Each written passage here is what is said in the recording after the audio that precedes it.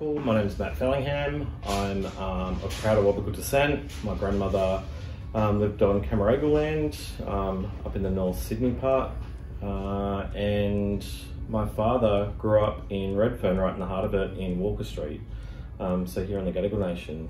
I've grown up and spent all of my life in the Shire, so proud Shire boy, where I've collectively started my own art.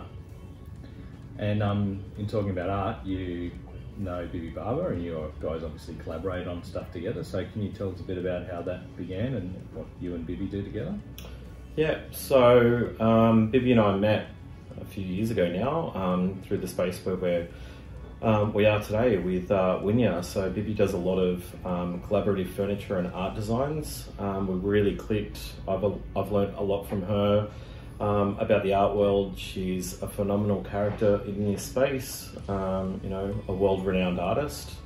So you can see a piece of what you've got in front of her there. So she's, you know, forefront of design, and it's been really amazing to learn from her. Well, my name is Bibi Barber. I am a Waka Waka, Gadigal and Yuin Nation woman. And you could probably say along the coast, which is what we kind of identified as being a saltwater woman. But, and that's on my father's side. But on my mother's side, Waka Waka is predominantly lineage of the matriarchs up there, my grandmother Doreen May Barber.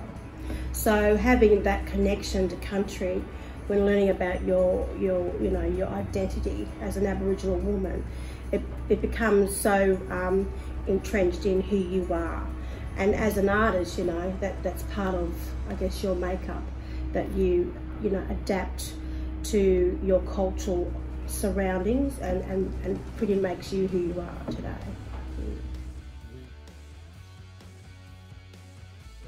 Well, reading about it, it's and knowing, and you know, a couple of the concepts behind Reconciliation Week this year is, you know, standing on the shoulders of your forefathers. So always learning and passing on the traditional knowledge, but being in this together, because it doesn't matter what cultural background that you come from.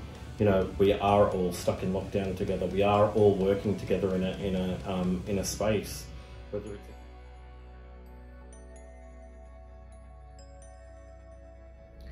I think for the 1967 referendum, I think Australia stood as one to forge the future. And I was born in 1968. Wow. So I was the first generation of obviously from the freedom fighters to say, well, you know, now a change is coming. So to be the, you know, a 1968 baby and being born into the new generational change is just incredible. And to see in my lifetime Mabo and learning law, to see the effects of how Mabo's decision plays in that, and to meet the judge who handed that down is just, you know, something that I'll never forget. I think the ancestors are telling us something. Absolutely. I really, really do. And I feel that strong connection to that's the message.